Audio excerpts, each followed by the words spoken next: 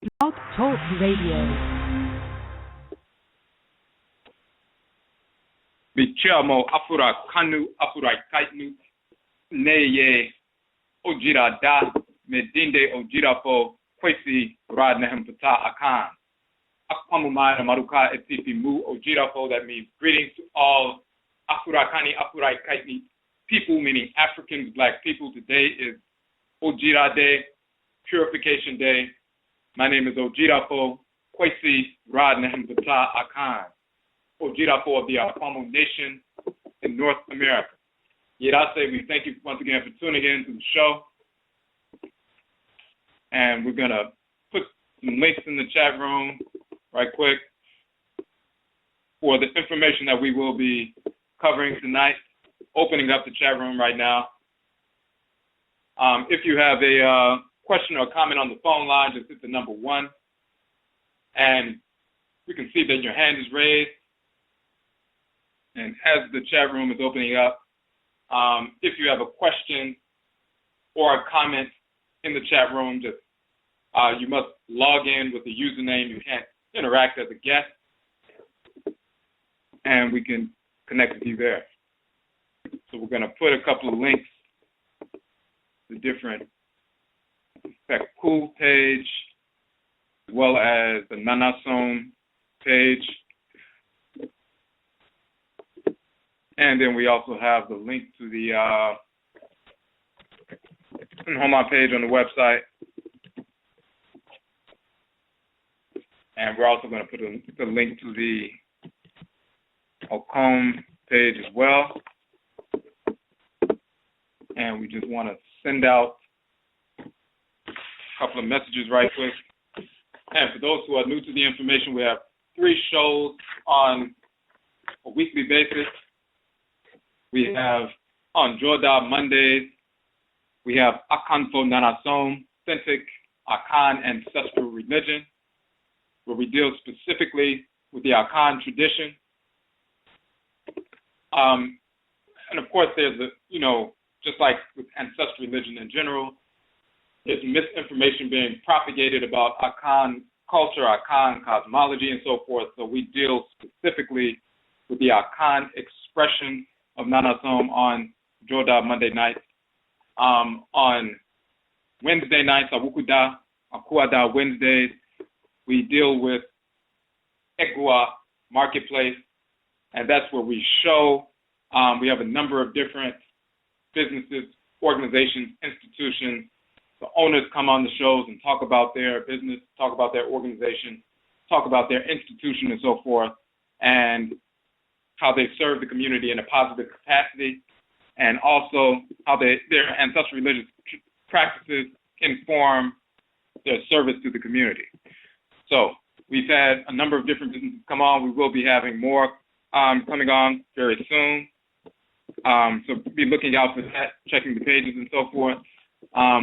We're also in the midst of our Akan economic development model operation, and we just posted the link in the chat room for that. And when we're dealing with Akan economic development, what we're dealing with is we have a specific model approaching economic development within the Afurai community. We published that model. You can go to the Akan Economic Development Model page on our website. You can download that publication. Of course, it's a free download. When you get to beneath that, you'll also see a 4-part series that we did on Blog Talk, going into detail about various aspects of the model in its entirety, but also various aspects of the model and how it applies to economic development, nation building, ancestral, indigenization, and various other topics. We also have our Ekua Kodi, which is economic warfare, which is one of the broadcasts, as well as the Akyiwadefo, dealing with self-employment and ancestral culture. Akyiwadefo ne amamre. So all of those videos, those 6 videos, you can download from the page as well. In addition to that, you also see a list of businesses, organizations, and institutions. And what we're dealing with is targeting one business per week, 52 weeks for capital infusion. And we make an assessment in the outcome economic development model. We ask the community to make that assessment, to make a determination about where you spend your funds and those places where you would have potentially spent money, wasted money, and so forth. The process is to starve the beast and feed the pride. So you starve that white beast instead of spending that money at some white business like CVS or Starbucks or wherever it is. Take that $5, $10, $12, $15, starve that beast and feed the pride. Feed the business, organization, or institution of the week.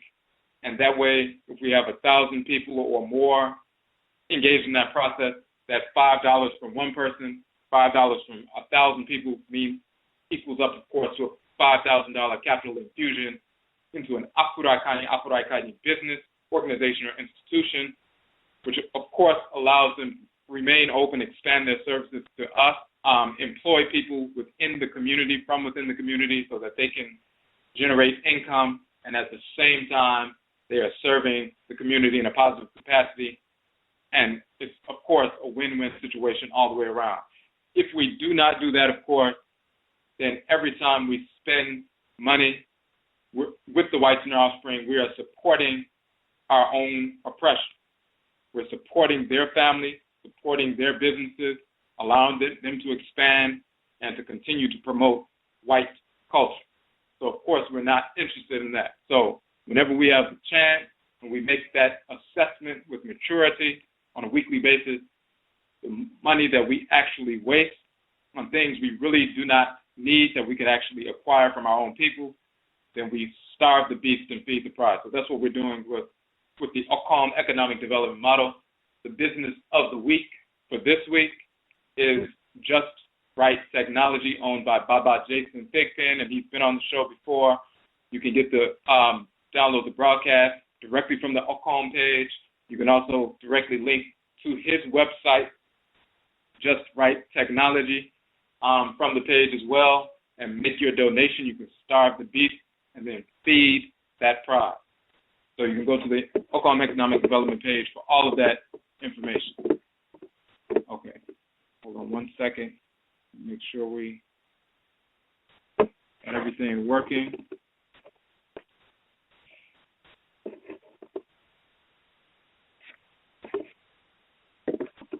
Okay, so it looks like we're having a little bit of an issue with the technology for a second. Hold on. All right. So that's what we're dealing with on Abukuda Wednesday. And just give us one more second. We're having a little issue with the piece. But in the meantime, what you can do is you can go to the Fekuw page, download that information from that page, and we posted that link up, and then you can also check out the Nananom page. Also, the publication, Who Do People, you can deal with that as well. We're going to go ahead and get started with that, and then we'll just monitor to see if the chat room comes up. So what we want to do is, as you saw on the promo for the show, Fekuw, this is an Akan term, and it means a group or association or a company or a fellowship, a grouping of people. So what we're talking about, we talked about as far as the promo for the show, dealing with Fekuw as an institutional path to institutionalized oppression and overcoming institutionalized oppression. Of course, the whites and their offspring have institutionalized the oppression of our people through every medium, through pseudo-religion, through education, through the media, through entertainment, through business, trade, and commerce, and so forth. All these different ways to continue to oppress the people, of course, through the military and so forth, the policing activities, every different medium of communication and interaction with our people. They have institutionalized the perverse and false notion of white supremacy so that they can oppress our people whenever we have allowed that to take place. Allowed that to take place in the sense of us embracing their pseudo-culture, their false religions, their culture just in general, then that's a problem. So what we want to do and what we must do is one thing to combat specific acts of oppression. For example, police brutality, police murder of our people. Of course, the response, the intelligence response is to physically respond and fight back. The murderers of our people must be killed, not prayed for, not embraced, not shown love. They deserve to be killed. So that's the direct response. But then we also must have an institutional response to the institutionalized oppression. Just like they have institutions where they constantly teach and reinforce their way of life, which is oppressing our people wherever they can, we must reinforce within our own people, institutionalize within our own people, our own values. And our own values are rooted in our ancestral culture. And our ancestral culture is rooted in our ancestral religion. And our ancestral religion is rooted in Nyamewa Nyame Nsheshe, divine order. And divine order is comprised of two complementary poles, the expansive pole of order and the contractive pole of order. The expansive pole of divine order is divine law, governed by the male and female force of divine law and balance. Ma'ah is the male and Ma'at is the female. These are forces in nature, male and female forces in nature, divinity. Abosom, as they're called in our Akan tradition, deity. Orisha, as they're called in the Yoruba tradition. Vodou, as they're called in the Fon and Ebe tradition. Forces in nature that we communicate with, that they maintain balance in creation. They are the expression of order in creation, Ma'ah and Ma'at, divine law. And law and love is the same word, and we have a publication dealing with that, Maranechi, divine law or love and divine hate. That's the expansive pole of order. The contractive pole of order is divine hate, governed by Heru Bekudet and Sechima, as they're called in ancient Kemet. Benna and Abenna, as they're called in the Yoruba, in the Akan tradition, and Ogun and Iyami, Abene, as they're called in the Yoruba tradition and so forth. These are male and female divinity, forces in creation that we communicate with, and they possess us and communicate with us and direct us and so forth. They are forces that maintain the order in creation. They are the contractive pole of order in creation. Divine law is expressive of order. They are the expressions of order. Through law, you express the order that is being achieved. Through hate, you impress the order. You impress or imprint the parameters within which things must operate. And if anything operates outside of those parameters that are being imprinted, then you stamp out those things, objects, deeds, and entities that operate or seek to circumvent the order.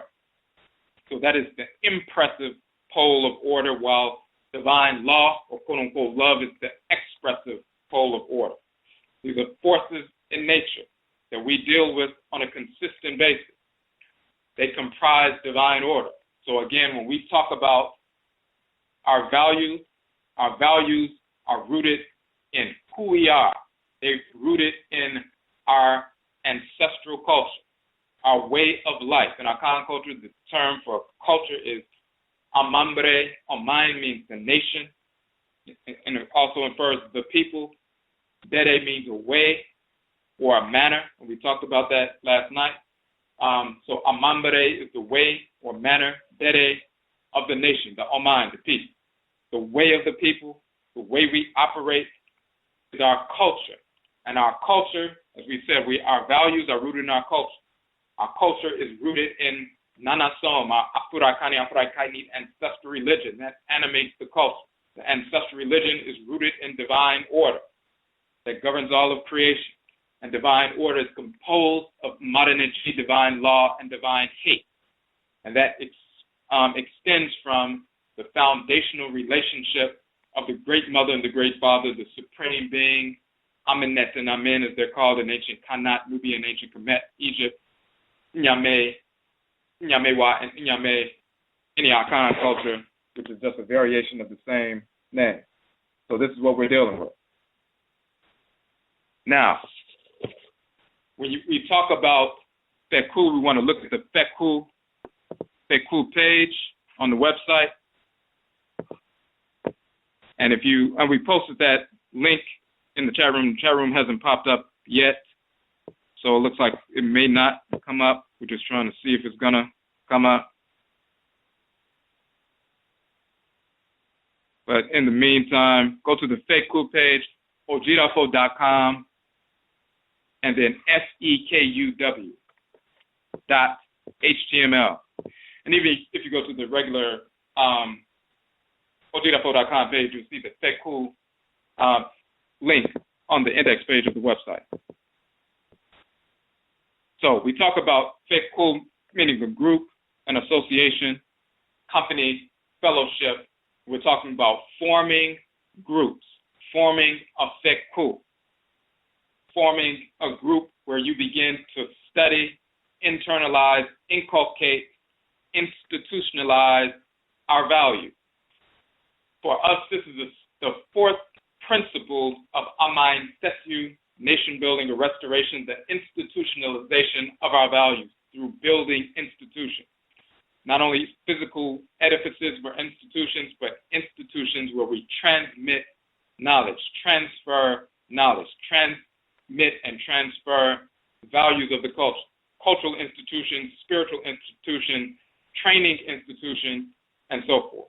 So when we talk about Ancestresses, nation building, restoration, and we have 7 principal values that we identify that comprise a holistic approach to Ancestresses, nation building. Those 7 principal values are governed by the same abosom, the forces in nature that govern all natural cycles in creation.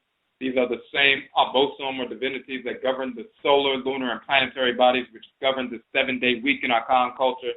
So, of course, we derive our Akradin or soul name based on these forces in nature, like Kwame and Kojo and Ama and Fekuw and Akua and so forth were named after the abosom, the forces in nature that govern the solar, lunar, and planetary bodies that regulate order in creation.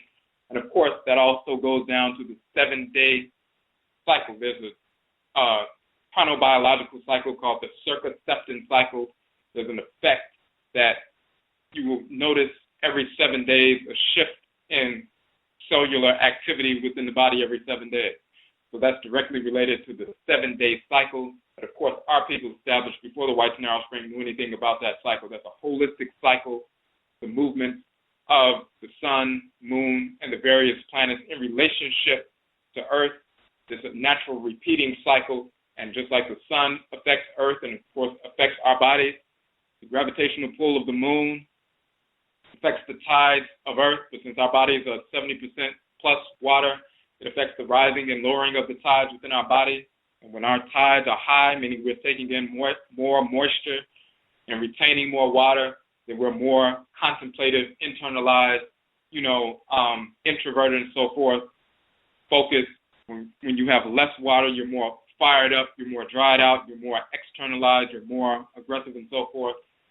Just like the moon has an effect on the physical planet itself and the rising of the tides and the electromagnetic field that surrounds the Earth, it also has an effect, of course, on the inhabitants who are directly connected, which, of course, are Afro-Akani people only, and our magnetic field as well, and our physiological processes as well as our spirit.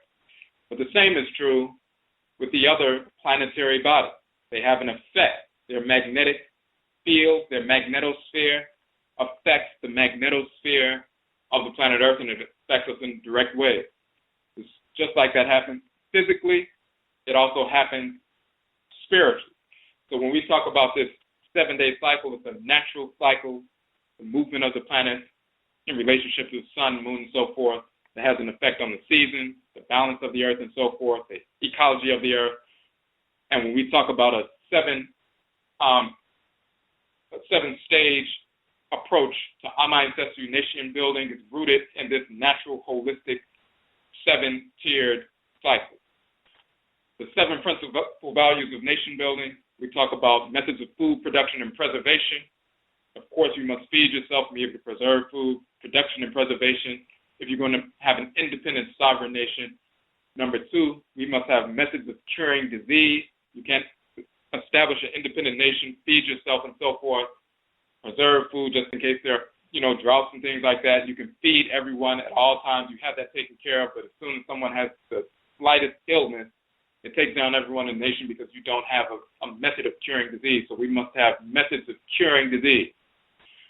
The 3rd principal value, we must establish a military structure. Any nation that we establish, we understand that the whites and their offspring will seek to destroy it because they are spirits of disorder. They are cancer cells within the body of black humanity. They only seek to consume and destroy. It would be foolish to assume that if we simply establish, for example, an all-black town, like we have a tradition of establishing all-black towns going back to quote-unquote, emancipation. Our people freed ourselves from slavery and established our own independent settlements.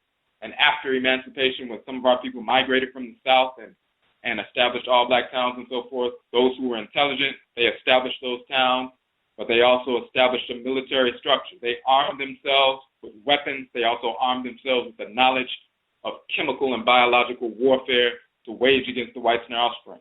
Those who assumed foolishly, naively, that if they simply separated from the whites and their offspring and moved much further away and established an independent city, a little village, a town, like in Tulsa, Oklahoma, and other places, and just decided to do everything for themselves and stay out of the way of the whites and their offspring, if they were naive, then they would believe that if they did that and didn't bother the whites and their offspring, then therefore the whites and their offspring would not bother them. Of course, that was not accurate. We have to recognize that the whites and their offspring incarnate spirits of disorder. They don't just start learning how to be spirits of disorder once they're raised in the society. They come into the womb as spirits of disorder. Without exception, all of them are spirits of disorder. They are disfigured spirits, and they operate in that fashion when they get into a physical body. So, of course, as cancerous cells, anytime they see anything that we are doing, they will seek to consume and destroy. And once we recognize that intelligently, when we establish a nation, of course, the 3rd principal value is to establish a military structure to defend the nation we establish. The 4th principal value is the institutionalization of our values. That means building institutions. Institutions of training to train and teach methods of food production and preservation, agricultural science, and so forth. Training institutions to teach the curing of disease. Training institutions to teach military science. Training institutions to teach government. Training institutions to teach jurisprudence. Training institutions to teach engineering. Training institutions to teach the development of textiles and so forth. Spiritual institutions, cultural institutions to transmit our values and inculcate those values and reinforce those values within everyone in the population, from children to adults, so that we understand the value of the nation, why it's important that we have a nation, why we must defend the nation. And once you reinforce those values, then people will not only seek to preserve and perpetuate, what's going on with regard to the nation, but they will defend that nation because they have been infused with the values of the nation. So all those kinds of institutions must be taught. So we must institutionalize our values. That's the 4th principle of ancestral nation building. The 5th principle is, of course, the establishment of sound systems of governance and jurisprudence and affecting those on a consistent basis. The 6th principal value is the building of homes, shelter on acquired land, so acquiring land, of course, and building homes and so forth. And then the 7th principal value is the manufacturing of clothing. So it's not just food, clothing, and shelter and safety. It's methods of food production and preservation, methods of curing disease, a military structure being established, the institutionalization of our values, building institutions, establishing sound systems of governance and jurisprudence, the engineering and development and creating of, building of homes, shelter on acquired land, and of course, textiles and manufacturing of clothing. So that's a holistic set based on the energy that governs the natural cycles as represented by the 7 days of the week. This means the forces in nature that animate the solar, lunar, and planetary bodies that govern the 7 days of the week in that natural cycle that affects all cycles on Earth. Constellation of divinities also gives their input in a holistic fashion into the various aspects of the reestablishment of an independent nation, ancestral nation-building restoration. So this is what we're dealing with. So when we talk about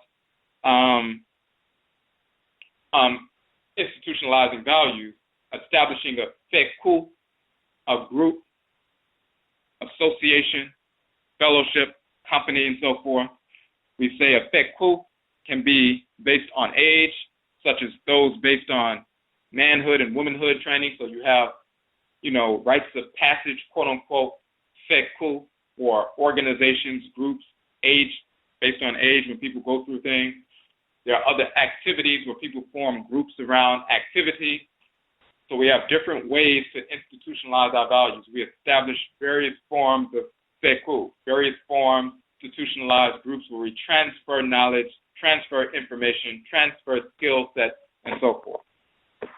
Now, in this particular piece, further on the page, it says, we say the inculcation of Nananom Nsamanfo, or African ancestral religion, in its authentic expression, is our obligation as Afro-Akani people. The ritual incorporation of divine law or love and the ritual restoration of divine balance through divine hate, the expansive and contractive poles of Nananom ancestral religion, is written into our Okra, our souls, our divine consciousness, pre-incarnation, and we say our ancestral amambre or culture is animated by this reality.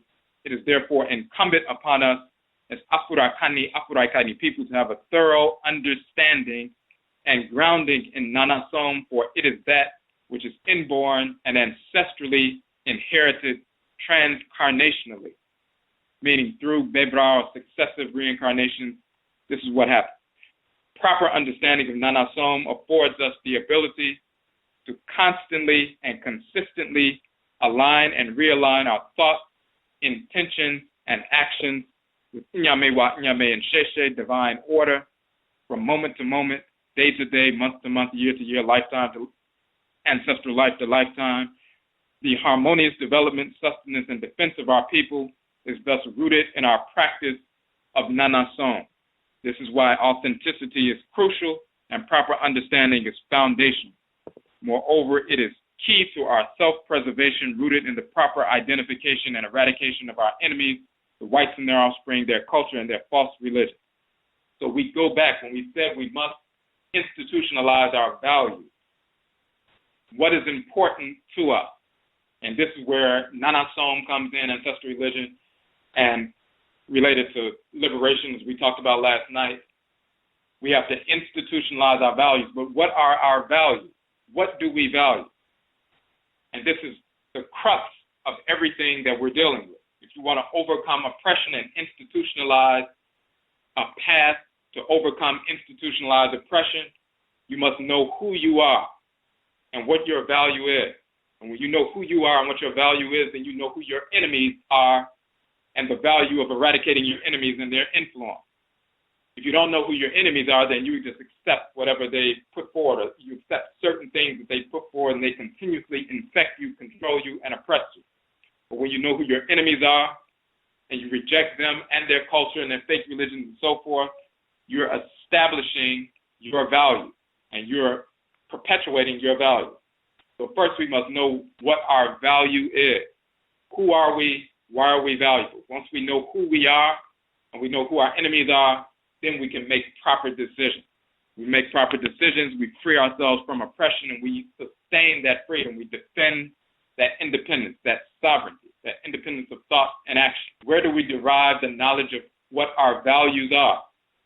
And this is where we get into that discussion, as we talked about before, where we talked about last night in other broadcasts, the difference between what people have promoted as the two schools of thought in Akan culture in this hemisphere since we've been here, enslavement and so forth, the integrationist school, which of course deals with assimilation to our enemies and hoping that our enemies will treat us correctly and begging the whites and our offspring to treat us with respect and so forth, which is nonsense.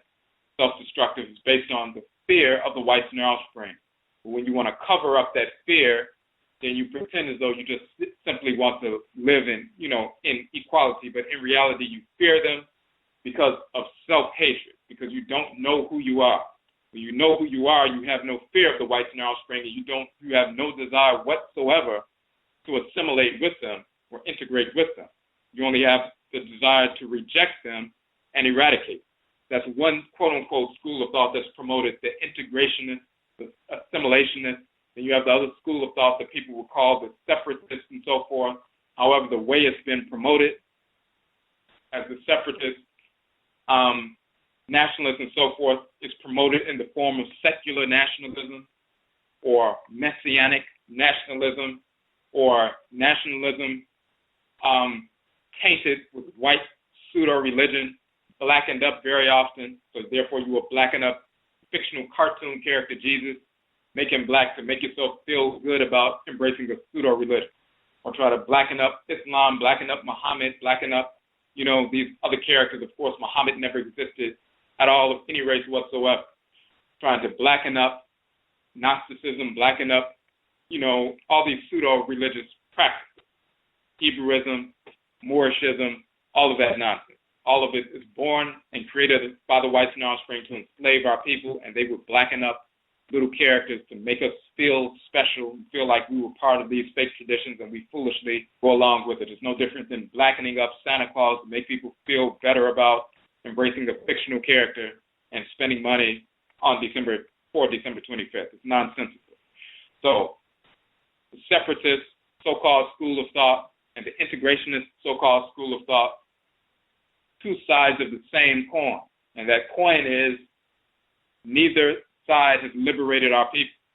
But then we always talk about the other coin that the whites and offspring typically don't put forward, and because we typically follow what the whites and offspring talk about, even when we're talking about politics and liberation and so forth, we typically use their model. This is why you find black people talking about their black scientific socialists or coming up with all kinds of forms of socialism. You got that information from the whites and offspring, you try to blacken it up to make yourself feel good about it, instead of embracing your own culture. So the coin that we're talking about that's separate from the two-sided coin of integrationists and separatists in the tradition of messianic nationalists or secular nationalists, that two-sided coin that has not liberated our people, the coin that's separate from that is the coin that actually was successful. Our ancestresses and ancestors who liberated themselves during enslavement, freed themselves, became independent, established independent nation settlements right here in the Western Hemisphere and defended them. And they were rooted in their ancestral values, which was animated by the ancestral culture, which is animated by the ancestral religion. So the people who maintain their religious practices, for example, in North America in the form of hoodoo amongst the Akan and juju amongst the Yoruba and voodoo amongst the Fon and Ebe in the United States, those who held on to those practices, then we waged war against the whites and their offspring and liberated ourselves from enslavement and defended our independent settlements with weaponry, whether it's metal armaments, as well as chemical and biological warfare, poisoning the food and water supply of the whites and their offspring as a form of waging war against them successfully, intergenerationally. And that, of course, happened in the United States, also in Caribbean, South America as well as parts of Central America. So we're dealing with the precedent of those who are actually successful during the enslavement process in the worst situation we've ever been in, enslavement, chains around our necks and so forth, the people who could free themselves from that in their lifetimes, not waiting 100 years and hoping that something would unfold, but in their lifetimes freeing themselves and establishing independent states, communities, and defending them against white onslaught, because the whites in our offspring would send their militias out to try to take these people back into enslavement, and they would wage war against the whites in our offspring. Intergenerationally, raising their children intergenerationally within these independent settlements. We forced abolition. And then once abolition comes and later emancipation comes, the whites in our offspring seek to enslave us in a different fashion through not only economically through sharecropping, but also through the promotion of Christianity to enslave the minds of our people. And those of our people who were lulled into sleep, we found ourselves into another form of economic enslavement. So during slavery, 98% of black people worked for the whites in their offspring, of course. You have a couple of, 2% or less who, freed themselves, escaped and so forth. 98% of black people worked for white people during enslavement. When you look at the numbers today, 98% of black people work for the whites in their offspring. So when you see black people working, 98% of them still work for the whites in their offspring. Simply meaning that nothing has changed economically since the end of enslavement for those of us who were lulled into that sleep. The whites in our offspring knew they could no longer enslave us because our ancestresses and ancestors who are the Fekuw, the warriors and warrioresses who embraced ancestral religion and were motivated to exterminate the whites in our offspring because we waged war against them effectively and struck fear in their hearts. They were forced to move into the position of abolition. They were forced to move into the position of emancipation. We talked about that last night. It was because of them that the end of enslavement happened in North America. Just like in Haiti, it was because of those who were practicing Vodou and traditional religion. They were motivated and directed by the Vodou in the best manner in which to wage the war to be successful, and they were. The same occurred in Jamaica with the Maroon societies and so forth. They were animated by the ancestral religion and the abosom, the divinity, on not only to wage war and be consistent with it, but the manner in which to wage war, the best manner in which to utilize certain tactics to be successful so they can become independent. The same thing happens in South America with Palmares, with Candomblé and so forth, in Suriname with the Winti tradition, which is the Akan tradition in Suriname. They utilized and were empowered by their ancestral religion, the divinity, the abosom, the Nananom Nsamanfo, the ancestresses and ancestors, about the best manner in which they had extra sets of eyes from the abosom and Nsamanfo. When are the whites in our offspring invading? What are they planning? What's the best way to counter what they're planning so you can free yourself, destroy them, and maintain your sovereignty? And this is what took place. In South America, the Caribbean, Central America, as well as North America, in the region of the United States. So our people who embraced ancestral religion and culture are the only ones that were successful at what we've all been talking about: freedom from the whites in our offspring, independence, sovereignty, and securing ourselves in that sovereignty. So they laid the precedent, laid the foundation, established that precedent because they were successful, and they were the only ones who were successful. In the worst time when we were physically enslaved. Now we are in a position where we can do the same thing and affect the same thing that they did, and we have a little bit more movement simply because of what they did. The reason we have more freedom of movement now than they had back then is because of what they did. If they didn't do that, then we wouldn't have that freedom of movement. We would still be in chains right now, and the whites in our offspring would have no problem if all of our people were enslaved, like working in sweatshops and so forth, and having absolutely no freedom of movement at all. They would prefer that, but they can't do that because of what our people did in the past. So they went in a different direction. Starts off with the spiritual, mental enslavement, then they moved, in addition to that, the chemical enslavement, the chemical and biological enslavement with the introduction of heroin and cocaine and marijuana and all different kinds of alcohol, and of course GMO foods and everything else, things that attack the melanin within the body, as well as making us spiritually receptive to perverse, discarnate entities when we engage in alcoholism and smoking marijuana and smoking cigarettes and cigars and doing crack cocaine and everything else. So the key is, though, those two different approaches. And we're focused on the approach that was born within our blood circles right here in North America, the people who are actually successful. If you're going to build a movement, you don't build a movement based on the people who were unsuccessful over the past 150 years and say, well, we're just going to recreate that. Why wouldn't you use the people who are actually successful? Because we're not taught about the people that were actually successful, because the whites and our offspring don't want us to focus on that. So they will promote information about, different forms of Christianity, Islam, Moorishism, all of that nonsense, pseudo-Masonic information to make us think that's exotic and deep and sacred and we should be embracing that, and that's going to be the key in all this nonsense.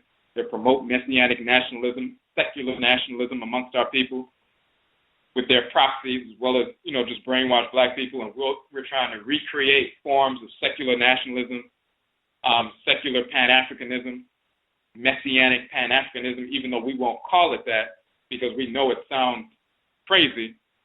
We'll try to pretend like that's not what we're engaged in, but in reality, that's what we're engaged in.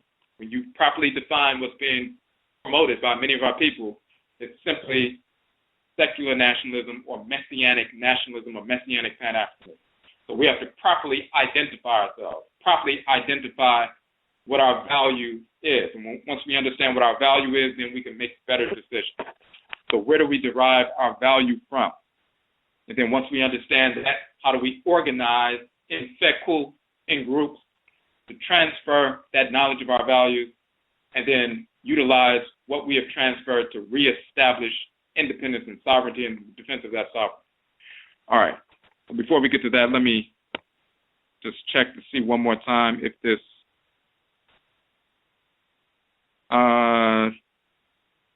if the chat room was coming back up, and it looks like it did not. Hold on one second.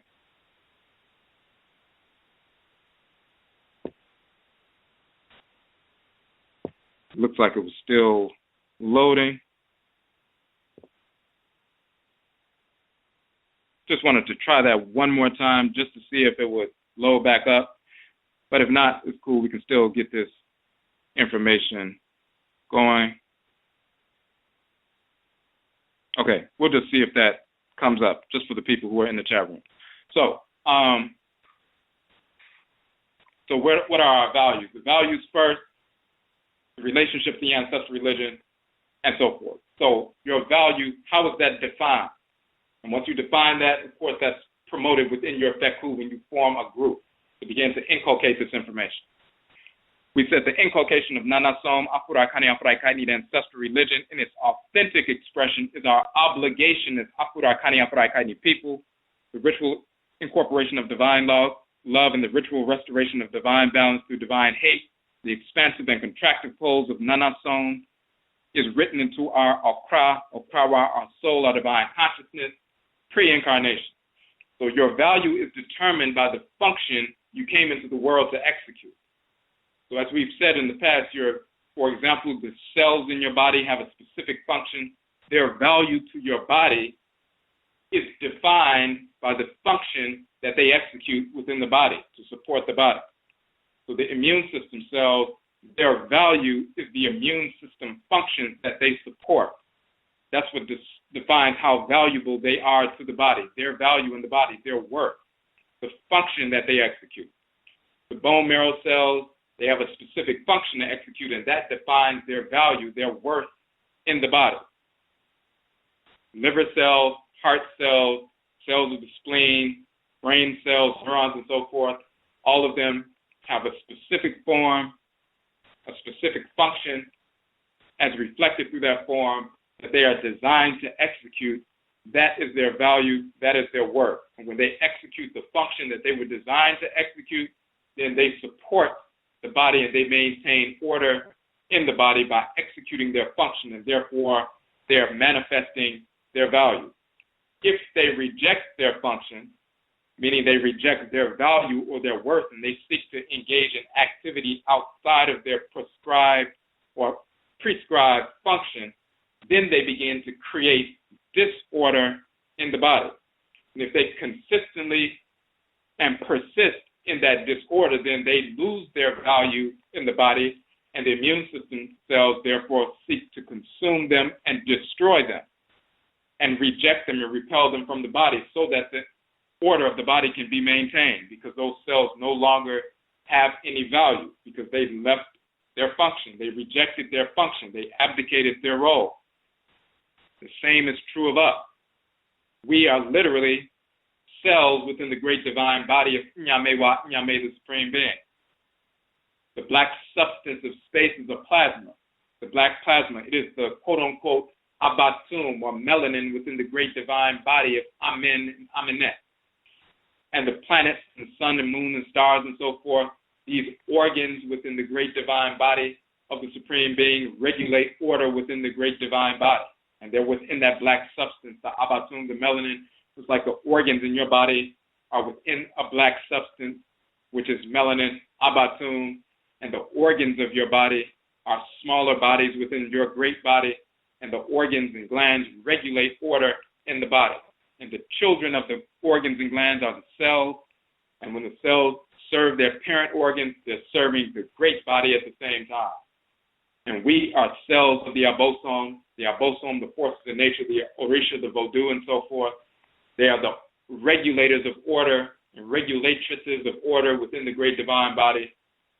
And we, as their cells, when we support our parent organs, our parent abosom, our parent orisha, our parent vodou, and so forth, we are cells serving the organ of which we are a component part.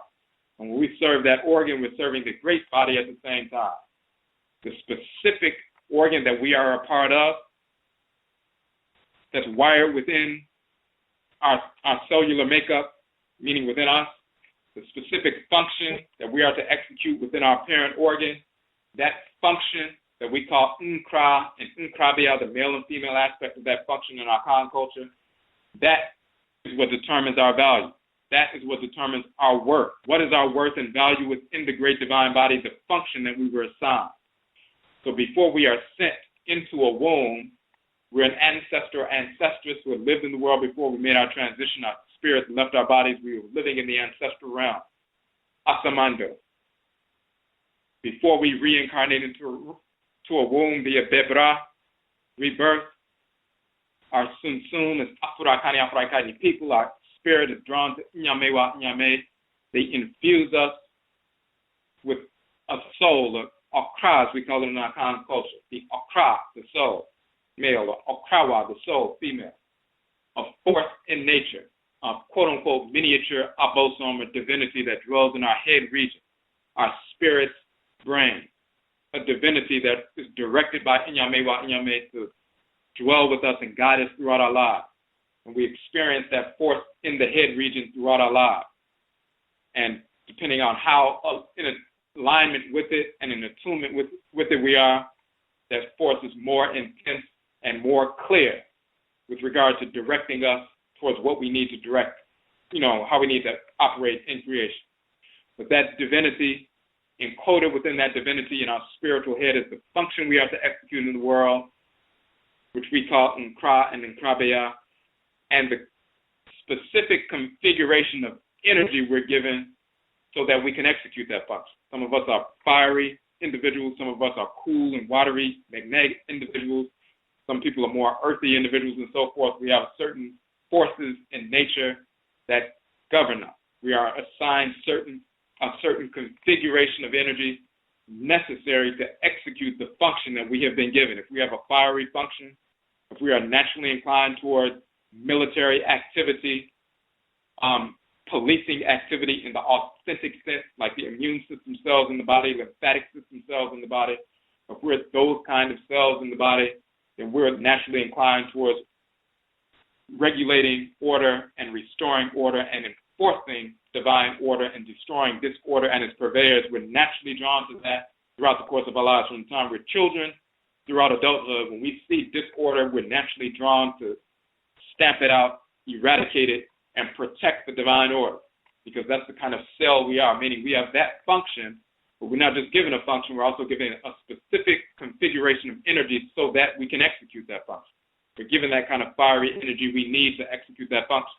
While some other people are naturally inclined towards healing disease, and they may have a cooler, more magnetic, watery, energetic configuration. They're given a function to heal, to repair, and they're naturally drawn to that from the time they're children and throughout adulthood, because that's the function that was encoded within their crowd, the spirit's brain, pre-incarnation. They came into the world with that quote-unquote culture, that way of life that they're naturally drawn to operate in. So they're given that function in Krabia, but they're also given a specific configuration of cool, magnetic, watery type energy that they can use to fulfill that function. Again, and that's true just across the board with regard to Afurakani Afurakaini people and Afurakani Afurakaini people only, as well as plant life, animal life, and mineral life. We have specific functions to execute in creation, and that is what defines our value or worth in creation. Once we've established our value, we know who we are. And when we know who we are, then we also know what is out of harmony with us, meaning we know who our enemies are. We know what kinds of thoughts, intentions, actions, behaviors, events, as well as entities are out of harmony with us. If we didn't know who we were, then we wouldn't know who is out of harmony with us. But because we know who we are now, what our value is, what our function is, and what kind of energy we have, we know what can hinder our function. We know what is out of harmony with us and who is out of harmony with us. We know who our friends and family are. We know who our enemies are. We learn about that directly through ancestral culture, our way of life that's transmitted to us by our elders and elderesses who are spiritually cultivated, and our ancestresses and ancestors who are spiritually cultivated. The reason they can transmit that kind of information because they mastered life when they lived on earth, learned the way to navigate their way through life in a harmonious fashion based on our specific clan, based on our energy configuration. They learned about that and they can transmit that culture, but it was given to them, of course, by the Abosom, the forces in nature. The Abosom are the spiritual forces that animate the sun, animate the oceans, animate the rivers, animate the earth mother, animate the atmosphere, and so forth. This is an orderly creation. The physical features of this creation are animated by spiritual forces, just like your physical body is animated by you, a spiritual force, an entity. Just like our physical bodies are dependent on the physical body of the earth mother with all the minerals and vitamins and so forth that you find in the soil and plant life and vegetation and fruits and so forth. Just like our physical body is dependent on the physical earth mother, just like the air in our lungs is dependent on the air in the atmosphere. The heat in our bodies is dependent on the heat coming from the sun. The water in our bodies is dependent on the water that's within covering 70+% of earth. Our physical bodies are dependent on the physical aspects of creation. Our spirit bodies are dependent and are sustained, our spiritual forms, our spiritual energetic forms are sustained, rejuvenated, replenished by the spiritual energy of the spirits that animate the sun, animate the oceans, animate the rivers, animate the atmosphere, animate the mountains and so forth, the magnetosphere of earth, all of those different features of creation. So just like your physical body is sustained by the physical features of creation, your spirit body is sustained by the spiritual forces, the Abosom, the Orisha, the Vodou, who animate creation. This is an orderly creation.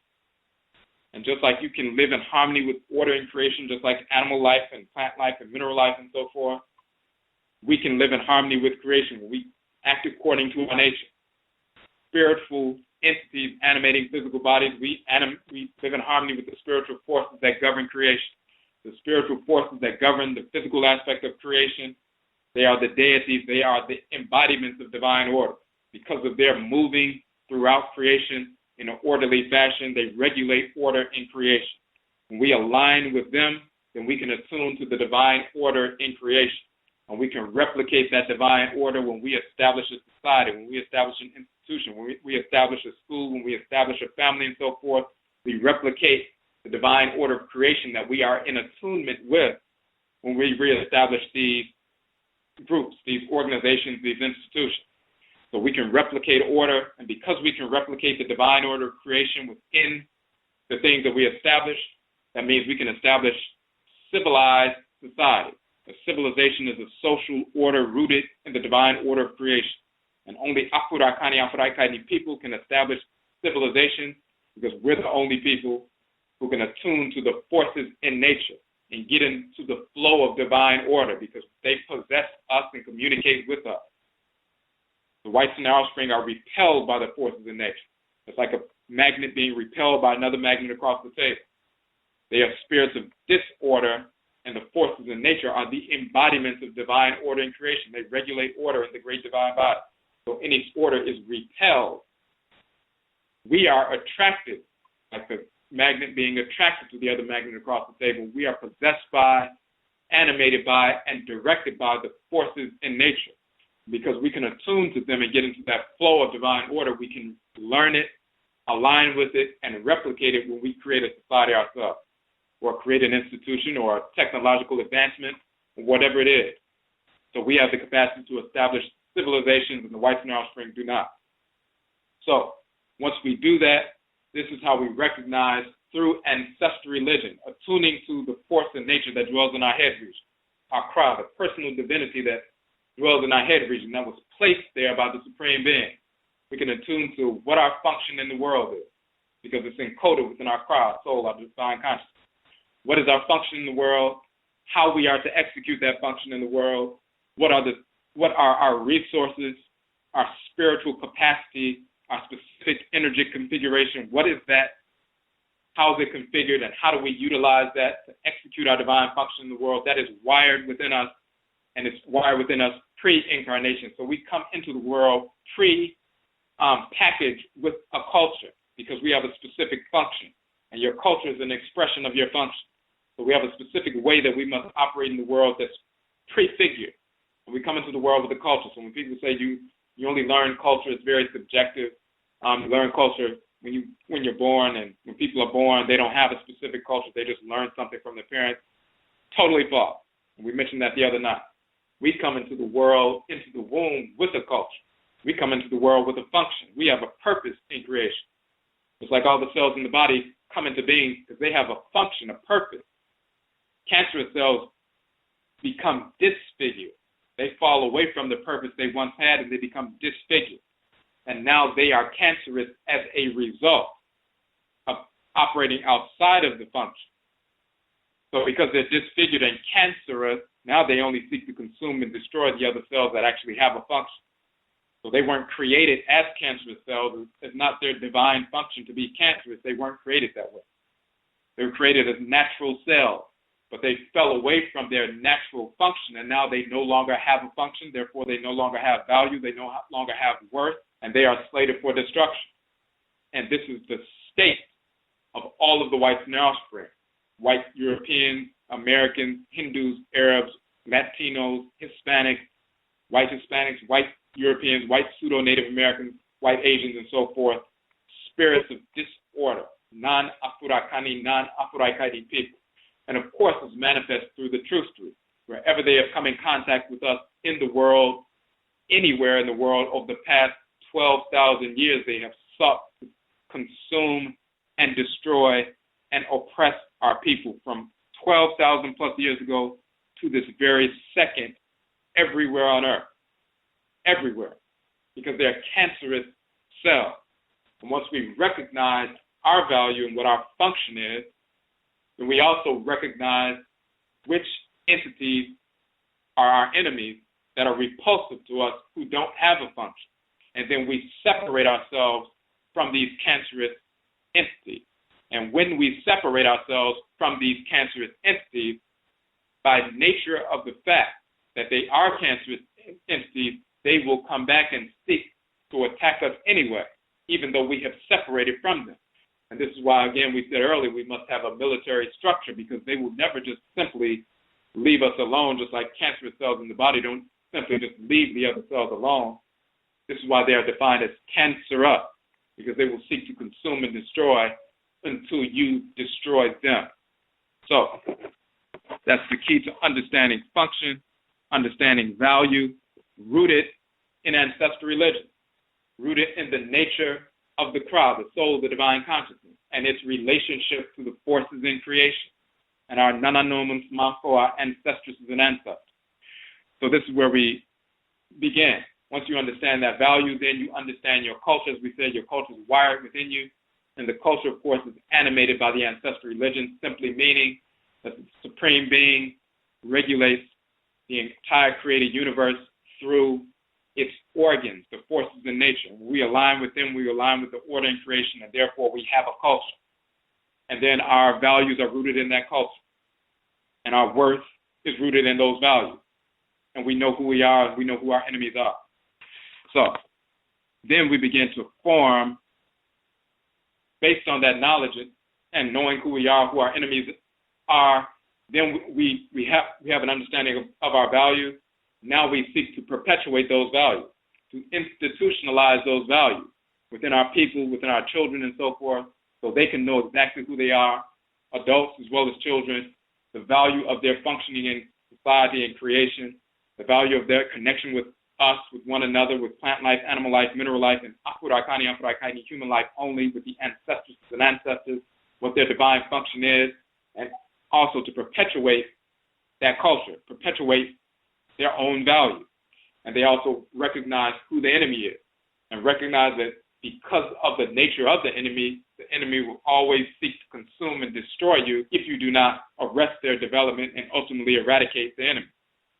So when you perpetuate those values by institutionalizing them, then we can move forward.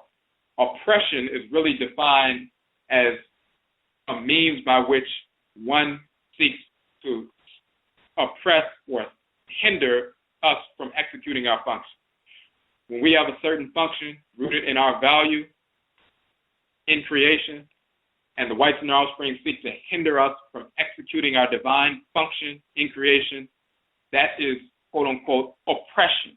And they engage that in various ways, whether trying to kill our people or enslave our people physically or chemically or biologically or economically or politically, spiritually, whatever the case, mentally. If you're seeking to hinder us from executing our function, then you're engaged in oppression.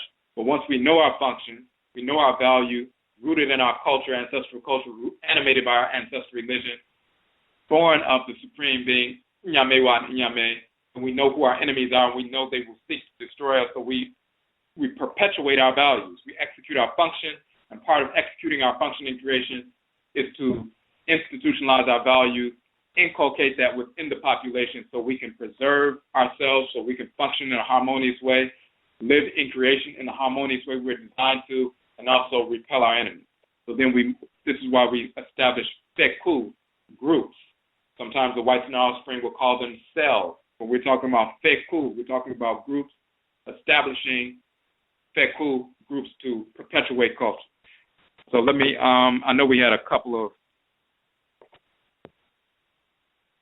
calls on the phone line, so we want to see if we can pull those up. Give us 1 second.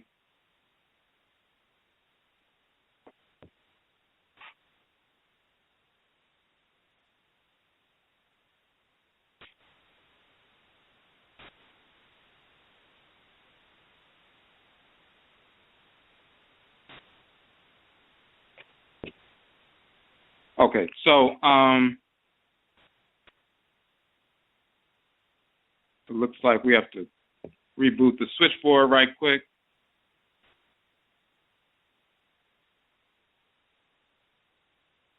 It looks like it's not showing, but I see that the piece is still going on, so we might have to. Okay, we're just rebooting the switchboard right quick to make sure it's, we can see the calls in the chat room. I'm sorry, see the calls in the studio on cue. and it's just taking a second. And as we're going through that, you can look in the on the Nhoma page, the publications page on our website. Or actually, no, you can look on the Fekuw page first, because when you go past that information with the introduction, then you can get to the section where we have the actual curriculum that we're talking about. But first, we have a couple of calls, so let me see if we can get to these calls. Okay, Michiewo on the phone line, number 5306. You had a question or a comment?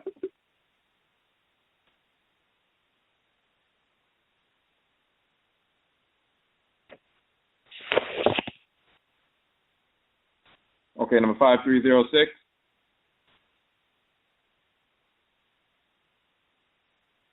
Okay, let me see if we can get to the next call, see if it's working properly.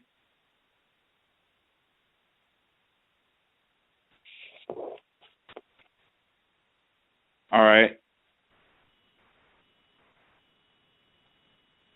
Okay, number on the phone line, number 8044. You had a question or a comment? Number 8044 online. You had a question or a comment on the phone line? No, just listening, thanks. Okay, gracias.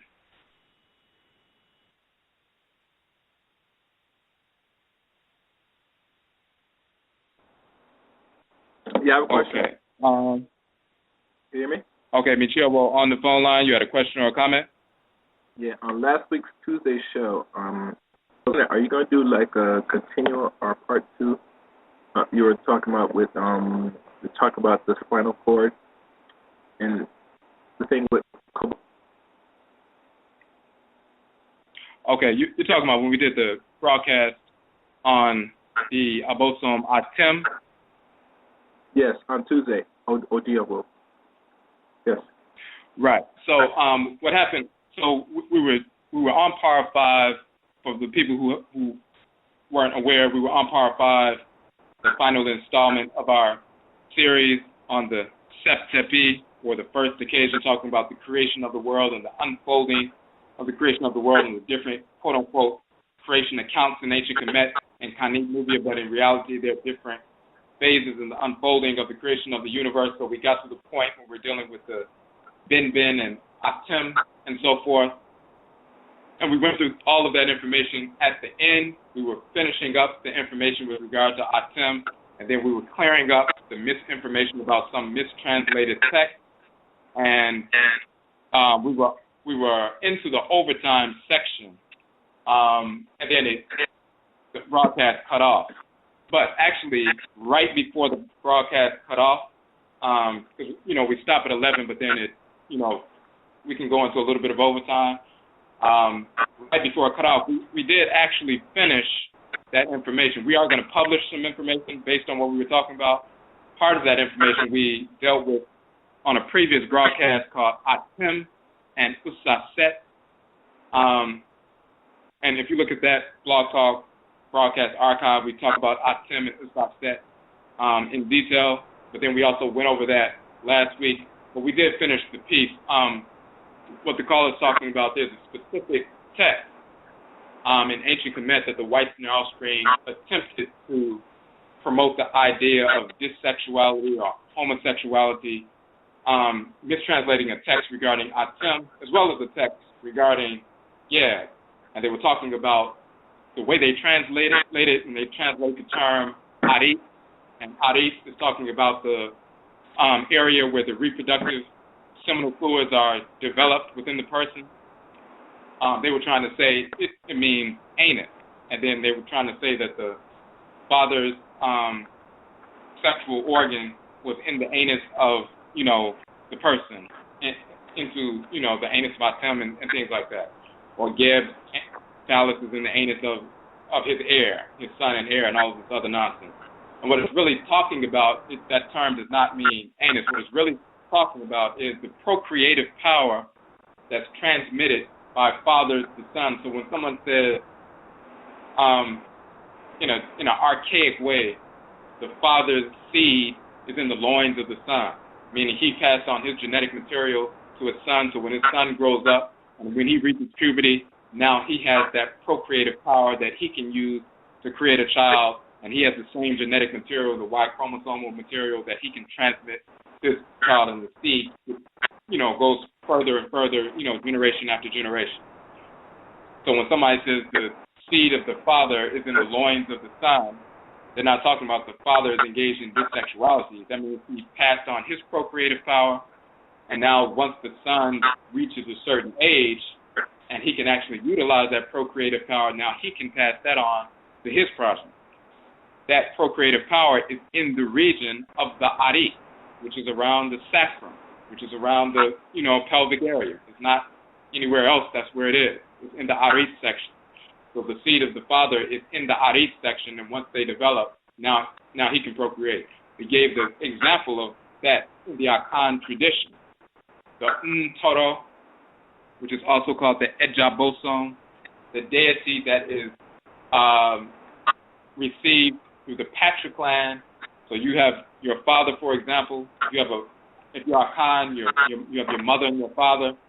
Just like they pass on their DNA to you, your mother passes on that mitochondrial DNA to you. The father passes on his Y chromosomal DNA to you, and then it combines to make up your physical body. However, in our culture, we also recognize that the ovum that's contributed by the mother and the sperm cell that's contributed by the father, they're living cells. And the energy that animates the ovum is governed by a female divinity on the mother's side, and the energy that animates the sperm cell is governed by a male divinity on the father's side. So when we look at the father's side, that male divinity in general is called Ntoro. It's the same as NTR or Neter and Untar. In ancient Kemet, we vocalize that as Ntoro, and it's also called the Ejabosom. Eja means father, bosom means deity. So it's called the Ejabosom, or the father's deity, meaning the deity that is passed on through the patriclan, the same ancient divinity that's been protecting the father's clan for thousands of years. When the father has a child, the energy that animates that sperm cell that goes into the development of the child's body, it is animated and protected by the divinity that's been protecting the father's clan for thousands of years. So as that child is growing up, the energy that animated the sperm cell that made up one half of his body is the energy of that ancient abosom, that force in nature. So that abosom will be able to possess that child, communicate with that child, and everybody in that patriclan, because everybody in that patriclan is related through that divinity. When the child grows up to puberty, and then their procreative organs, their reproductive organs develop to the point that they can now transmit sperm cells themselves. Now the Ntoro has developed and matured within them. So the seed that was placed in the father, now it has matured within the child, and now he can pass on not only the genetic material, but also the energy of the deity that animates the sperm cell. And that energy is encased within the reproductive area, near the spine region, the arit. So the energy of the father, as well as the seed of the father, is within the arit, or the sacral region, near the base of the spine, where the reproductive organs are, where the seminal fluid and sperm cells are being manufactured. It does not mean that the father's sexual organ is inside the backside of the male. That's insane. And that's what the whites and offspring tried to translate through that text, which is ridiculous. But in our Akan culture, we already have the real information, the details. When you read that text in Kemet, it's just a couple of lines talking about the seed of Geb is, within the arit, the quote-unquote backside, but really the sacral region of his son and heir. That does not mean that the deity is, engaged in dissexuality with the son and heir. That means he's not only passed on the genetic material that will develop and mature in that child, so when he reaches puberty, he can pass it on, but more importantly, the deity that governs the sperm cell will be passed on as well through the son when he grows up and matures and can have children as well. So in our Akan culture, we actually live that text. Those couple of lines in the text, we have a whole ceremonies revolving around it. When we go to the river of the patrilineal divinity and wash our okra in that river and connect with that patrilineal divinity, patrilineal divinity or patricircular divinity, and give offerings to that deity, and that deity communicates with us via possession and divination and so forth. All of that is encoded within those couple of lines. So when you have a living culture, you know exactly what it's talking about. When people don't have a living culture, the whites and their offspring are going to lie about it, but when black people who follow the whites and their offspring and they don't embrace ancestral religion, because our ancestral religious practices, whether it's all over the continent or in the forms of hoodoo and juju and voodoo and so forth in North America, or Winti and Obia and Candomblé and so forth, and Vodou in the Caribbean and South America, these are the same ancestral religions of ancient Kanit, Nubi, and Kemet. So when you have a living culture, you know who these deities are because we deal with them. We communicate with them, we get possessed by them, we deal with them in divination and so forth. And all of these cultural practices are woven into our culture through ritual and everything else. So we're not just reading lines on on some document. We actually live these things, so we know what they are. So we're going to publish some more information on that, but we did already publish a broadcast dealing with that, dealing with the basis of it. We didn't go into the details of that aspect of it until last week and then, of course, tonight. So we're going to publish some more with regard to that. The same things we talked about tonight, we'll publish that specific text as well. Okay, and last question I'd ask, what our people are saying today with all the killings, especially from the akyiwadefo and their law enforcement. Some have said that, that this is what they consider, what's the best word to say, annihilation or cleansing to some people from what I'm reading follow. I'm not sure what is your take in regards to our people when they must understand that what they're not doing nothing and the akyiwadefo is doing more things to kill them. What is your take or response? It seems like people don't really do that. Are you asking why our people are not doing anything? Is that what you're saying? Well, they said this is people back in many ways. They're not taking the initiative. Because the stop, they're just going to keep getting more and more. Okay, so you broke up a little bit. So you were asking why our people are not taking the initiative to put this to a stop? Yeah, not put, but really start to take real action and, put some pressure, which is going to eventually stop. That's the question. Right. So this is, in fact, this is what we're dealing with. So we did, for example, a 3-part broadcast. The first part was Nevolution versus Afurakani, Revolution and Resolution. And then we also did Adebisa and Divination and Warfare. And then part 3 was the Lone Wolf, Apuwat, the Lone Wolf, Divinity of War and Justice and Battle, and so forth. And we dealt with those immediate short-term solutions as well as properly defining revolution and resolution and our relationship to that, because we haven't had a proper definition of that. We use the same definitions that we learned from white socialists and white communists and other white individuals, but we weren't dealing with what is revolution and resolution from our perspective. When we embrace our culture, we know who we are. When we establish our value, as we talked about earlier, that we know who we are, we understand what our function is, we respect who we are, we recognize who our enemies are, and we have no fear to confront our enemies.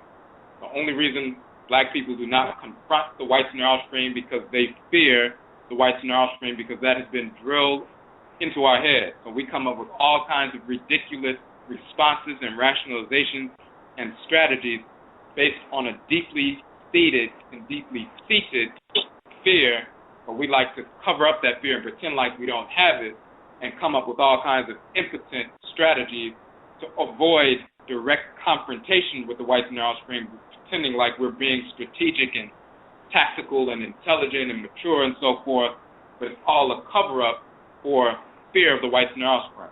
And we have fear of them. Our people have been brainwashed because we've been taught to believe that we are inferior to them. And when you believe that you're inferior, then that leads to fear. But when you wake up and embrace your own ancestral culture, and you can establish your value from the real perspective, the true perspective, then you recognize you're not inferior at all. In reality, they are inferior. We are actually normal. So we know who we are. We have no fear of them. And we know that they're the enemy. And we know what we must do to the enemy. So then we move forward, short-term, mid-term, and long-term. We meet immediate exigencies with the requisite force and power. But then long-term, we establish institutions to destroy those institutions of oppression that they put forward, because they have institutionalized oppression. We must institutionalize revolution and resolution. And so that's what we're talking about tonight. The institutionalization process is rooted in establishing Fekuw, establishing groups where we begin to institutionalize every aspect of our cultural knowledge and transfer that to everyone in our society, in our groups, in our culture, in our community, so they can begin to value what they recognize their function, value that function, and embrace their ancestral culture and move forward. And then you see people beginning to make intelligent decisions to build, but also to defend, to protect. So that's what it's about. Okay, I see. Yeah, because I find it very interesting that, get to the point now that most of our people, because of this, it's like now they act as though that they don't, when things like this happen, when we begin killing all avenues of institutionalized and physical murder, that some people don't see it, that say, they have to rationalize what the hell happened, what's happening to them. But at times it goes back to, like I said, the fear. And really, the fear has to be really get kept in check and really get resolved, because the way we move on, if you still fear for things like this, we'll fear about people. That's why I kind of throw that question. Right, exactly. Yeah. So we appreciate that. Yeah. All right. So Madase to answer the question. My question. Okay. Yenyasira.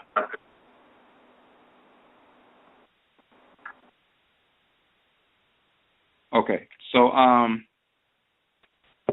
just want to scroll through right here real quick. And again, once again, apologies for the people who were trying to get in on the chat room. We were just having those technical difficulties. We think that we figured out what the problem is, so we're going to have to, we'll probably have it taken care of later tonight. Of course, the broadcast will be done by then, but by tomorrow it should be straight, because I think we figured out what it was. But we have to get a couple of things to take care of it. So, hold on one second. We just want to go back. We're going to go back to the Fekuw page. And first we talked about establishing that understanding of value. Then we establish groups. We're going to talk about that, but we're going to talk about curriculum. And if you go further down on the page, and we read through some of that information already, and we explained some of that information already. Okay, so we say here our capacity to embrace and function within the fullness of our transcarnational inheritance. And again, we talked about inheritance. What we're taught, our culture and so forth, is transcarnational, meaning we carry that culture through successive incidences of Debra, which is the Akan term for coming forth once again, meaning rebirth, reincarnation.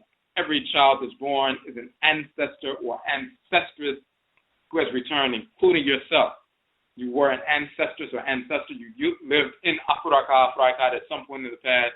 You came through your descendants as an ancestor or ancestress. Your spirit entered into the womb and you were born once again into the world. So we have a culture that's transcarnational, that's carried with us via successive incarnation. So this is what we're talking about when we say transcarnational inheritance, meaning we're born into the world with a culture, meaning that you can't lose your culture in reality when you know exactly who you are as a spiritual entity, as an ancestor or an ancestress who has returned. So our capacity to embrace and function within the fullness of our transcarnational inheritance on our clear understanding of the nature of that inheritance, we have to understand that clearly, not just have an idea about it, but a clear understanding of the nature of our inheritance, our inherited culture, our inherited function in creation, because that means we understand the nature of our inherited and assigned value. When we understand the nature of our inherited assigned value, we will function accordingly, and we will seek to operate in the world according to the function that we were sent into the world to execute. And when we make mistakes, we will engage in ritual practices to restore balance to our lives so that we can continue to execute that function. And the ritual incorporation of law and the ritual restoration of divine balance are the expansive and contractive poles of Nananom ancestral religion. So it's ancestral religion that allows us to not only recognize what our value is, what our function is, what our culture is, but when we make mistakes, how to incorporate law and restore balance through ritual so we can continue to function harmoniously.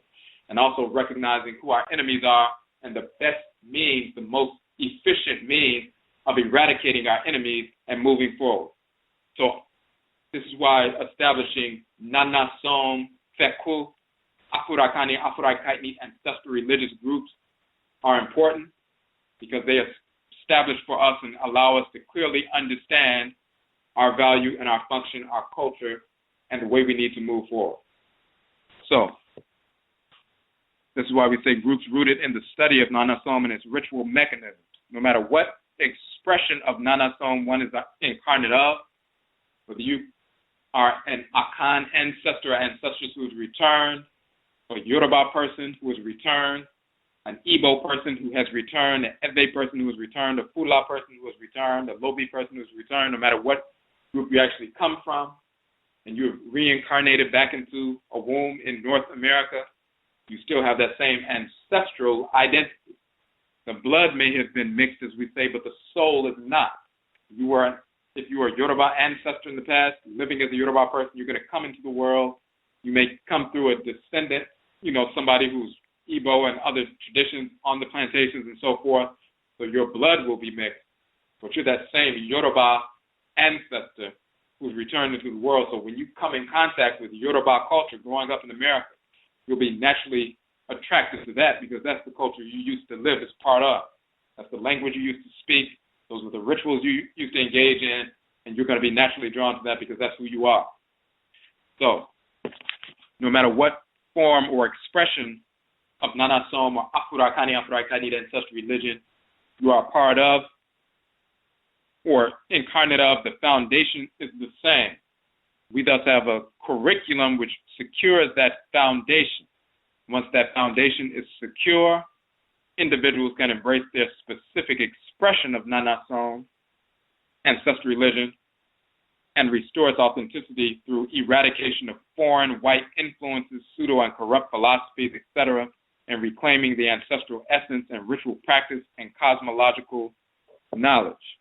Establishment of a Nananom, Fekuw, an ancestral religious group is based upon our curriculum of study, which speaks to the unfolding of Abodye creation and our place in creation in relation to Inyamewa Inyame, the supreme being, the Abosom, the forces of nature, the Nananom Nsamanfo, our honorable or spiritually cultivated ancestresses and ancestors.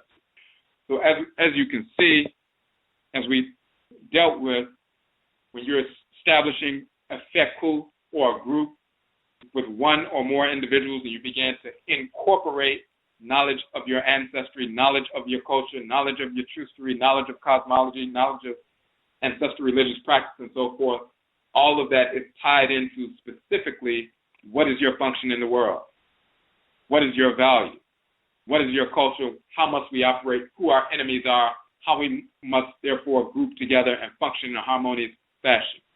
That deals with economics, that deals with politics, that deals with social interaction, that deals with media, and again, it deals with the 7 principal values of nation building, ancestral. So we don't separate ancestral religion from political activity. We don't separate it from economic activity. We don't separate it from social interaction. It is the foundation that powers and motivates us in these different areas and how we express ourselves in these different areas of activity, of interaction as Afro-Akani people. It is the foundation that undergirds all these things. But when you get rooted and secure in your foundation, in your knowledge of who you are, rooted in your ancestral religion, then you can move forward and make good decisions. And then we can move forward as a group and make good decisions. We can reestablish our independent Aman nation, and then we can also defend that nation. So this is why we're talking about establishing these cells or these Fekuw with one or more individuals. We have a curriculum that we established. Of course, as many of you know, the 16 books that we have published, all of the ebook versions of these books are online in their entirety, free download. So you don't need any funds in order to start with that curriculum.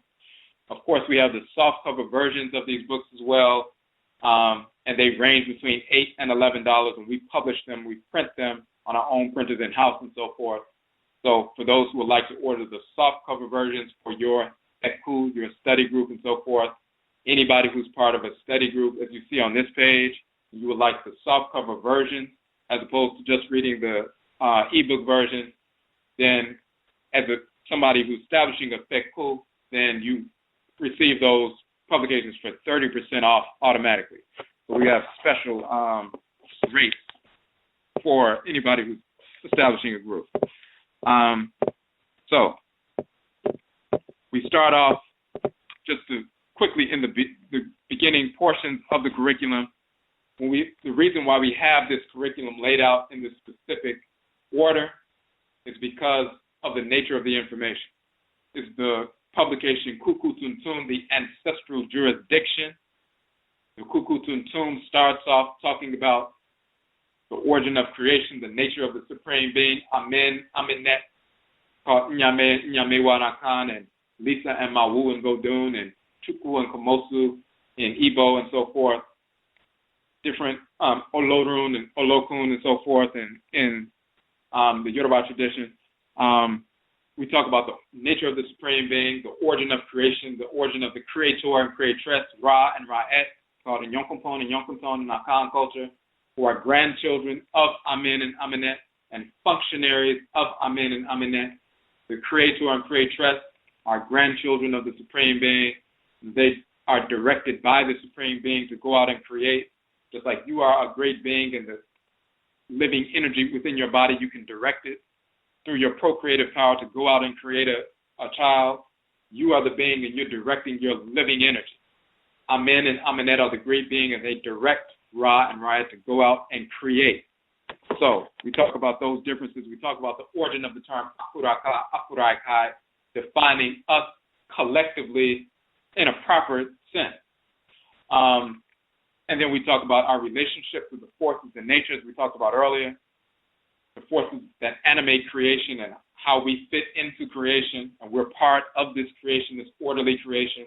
Our relationship to the Nananom Nsamanfo, the Ancestresses and Ancestors, the origin of the whites and their offspring, its spirits of disorder, and how they are unrelated to us physically and spiritually.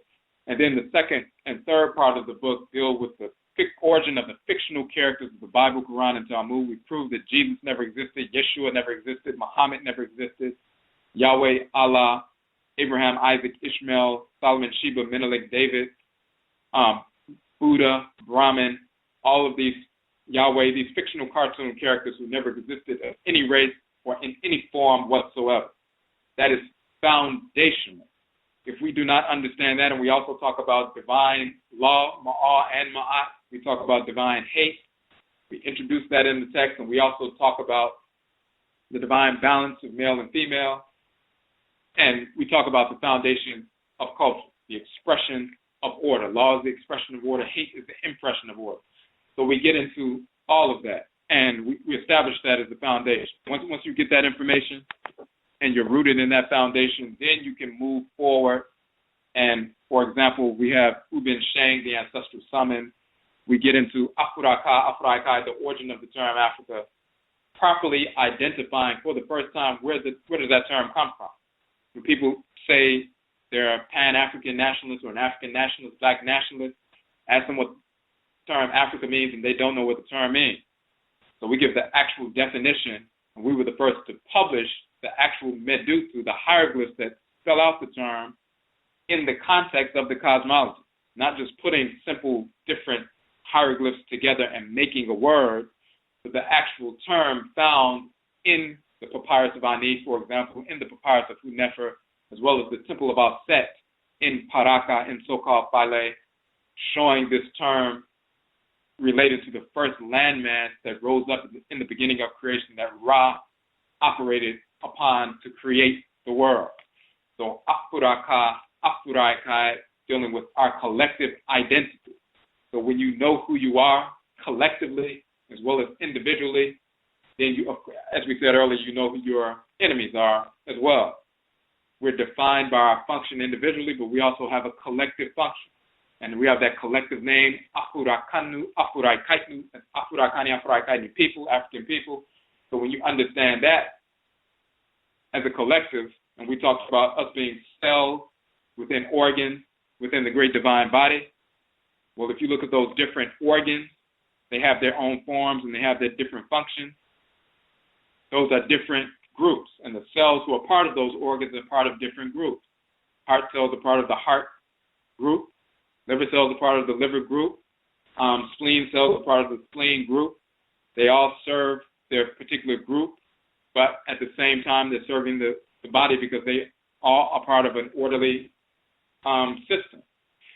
So if you look at those cells and the organ of which they're part, that's like different nations.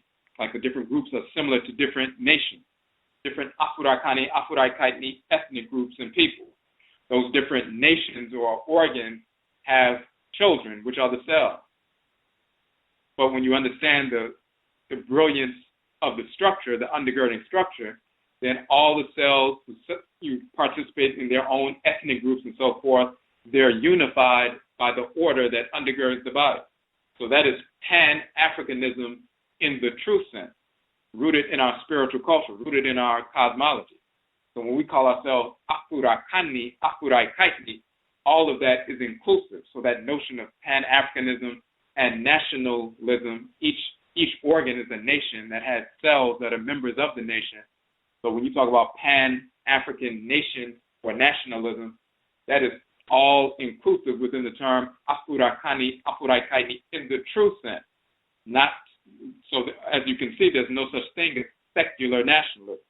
And of course, there's no such thing as messianic nationalism because there's no such thing as Messiah. So again, when we separate ourselves from our actual culture, we don't really know what nationalism is. We don't know what Pan-Africanism really is. And we haven't known that because we've embraced the culture of the whites and offspring, the perverse culture and pseudo-philosophy and fake religions of the whites and offspring. But when we embrace who we actually are, we have that real knowledge. So we have our book, Afuraka, Afuraikai, the origin of the term Africa, that goes into detail about these things and, due to the hieroglyphs and so forth, defining this identity of ours collectively so we can have a full understanding. And then we get into Maranechi, divine law and divine hate. We talked about some of that already, but when you get to part 3 of divine law and divine hate, we have Sa Nesan, revolution and resolution, 2 halves of the divine whole called intelligence. Divine wisdom, divine intelligence is comprised of an expansive and contractive pole, revolution and resolution. So we get into detail about that. When you have a proper understanding of the expansive and contractive poles of intelligence, Inyansa, wisdom, intelligence, which are revolution and resolution, then you have a different perspective, a real perspective about how to move forward and revolt and resolve, to engage in revolutionary activity and engage resolutionary activity. You're not imitating white pseudo-revolutionaries, white communists, white socialists, and so forth, and trying to recast what they're doing as revolution. You're not imitating Afurakani, Afuraikaitni people on the continent who revolted against the whites and their offspring, but rooted in white socialism and them trying to blacken up socialism and all that nonsense. You're coming directly from the divine order creation. Revolution and resolution is woven into the created order. divine wisdom is composed of that. Many people wouldn't associate wisdom with revolution and resolution, but that's all that wisdom is. When you're engaged in wisdom, when you want to know something, we recognize that all knowledge is contained within the consciousness of the Supreme Being. So what we have to do is draw from that reservoir of consciousness. So we return, revolve. Volve means to turn. To revolve is to return, to turn back. Re means back or again. To turn, volve, back, return to the source of all wisdom and knowledge, and extract from that. When you go back to your origin, when the earth moves around the sun and returns to its point of origin, it has made a complete revolution. It is returned all the way back. When you go back to the source of consciousness, of intelligence, that's a return, revolve, that's revolution. Then you extract from that so that you can move forward and rectify a situation, rectify a problem with the knowledge that you have gained. That rectification is resolution, to resolve, to unravel a problem, to vindicate yourself. So through revolution, you return. Through resolution, you bring rectification. When you're trying to know something, you go back to the source of consciousness. That is the expansive pole of wisdom, to go back to the source. If you're wise, you go back to the source of all knowledge to extract from that. And once you use your intelligence to extract from the source of all knowledge, then you use your intelligence in the contractive phase to apply that intelligence through wisdom to solve a problem. So Anyansa, wisdom or intelligence, is revolution, to return back to the source of knowledge, extract from that, and then resolution, use that knowledge you gained to solve a problem. Once again, wisdom, Anyansa, intelligence, as we've just proven, is comprised of revolution and resolution. So we go back to the source of knowledge when we have a problem that we're facing. We reach into that source of knowledge coming from the abosom, the forces in nature that undergird all activity in a harmonious fashion. Get that wisdom, and then we use it to solve our problem.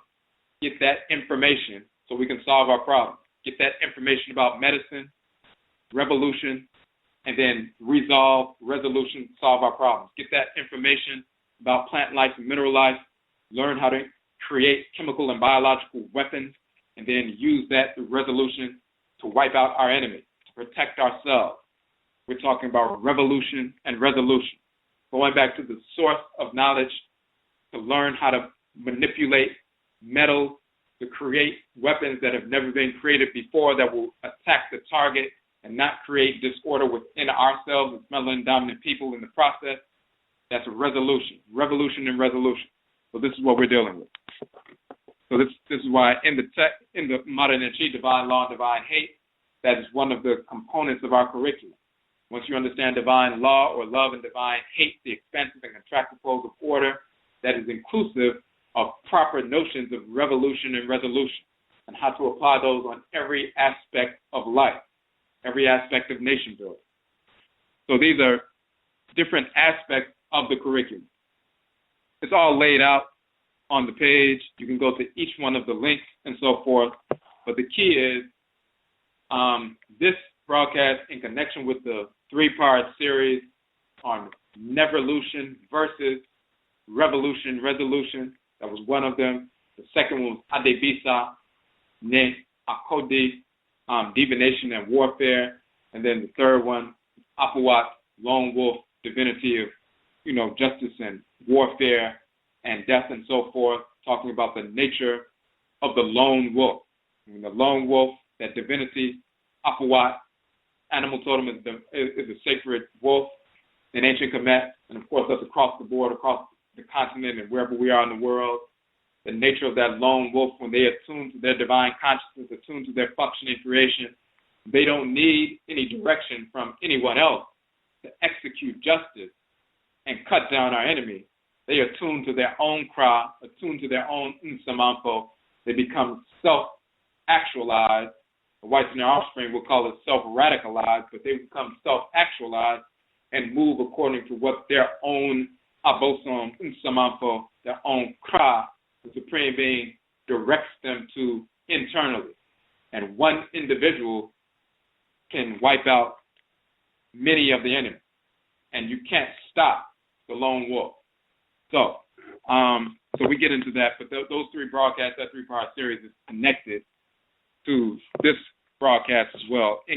So the connection between those three, as well as this information dealing with the Fekuw, and we're establishing groups to begin to institutionalize our approach and our response to the institutionalized oppression of the whites and their offspring. We have a precedent set by our Nsamanfo to establish this, to move forward and be successful. We follow those who utilize the culture that was inborn and innate and successfully revolted and resolved, engaged in revolution and resolution. These are the people who we're directed by. They're in our direct blood circle. This is how we are moving. So there's only a few seconds left in the broadcast, a half a minute. So we're going to end here. If you have any questions, of course, hit us up on the website, akyiwadefo.com, and we'll have the technical issues dealt with by later tonight, as a matter of fact. So again, Yedase for tuning in, and hit us up on akyiwadefo.com, as well as Akan Nananom on Facebook, akyiwadefo on Twitter, akyiwadefo on YouTube. You can download all the broadcast archives from this broadcast as well on this channel. And recall that, of course, you can hit us up on all these different social media sites for that information. So again, Yedase, we thank you for tuning in, and Yebeshiabio, we will meet again. That's it.